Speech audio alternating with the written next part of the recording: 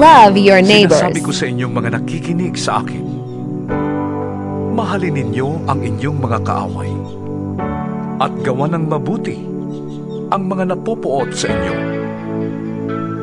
Pagpalain ninyo ang sumusumpa sa inyo at ipanalangin ang mga nang-aapi sa inyo. Kapag sinampal ka sa isang pisngi, iharap mo rin ang kabila. Kapag inagaw ang iyong balabal, huwag mong ipagkait ang iyong barong. Bigyan mo ang bawat nanghihingi sa iyo.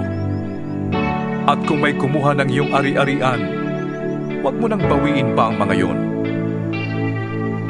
Gawin ninyo sa iba ang ibig ninyong gawin nila sa inyo.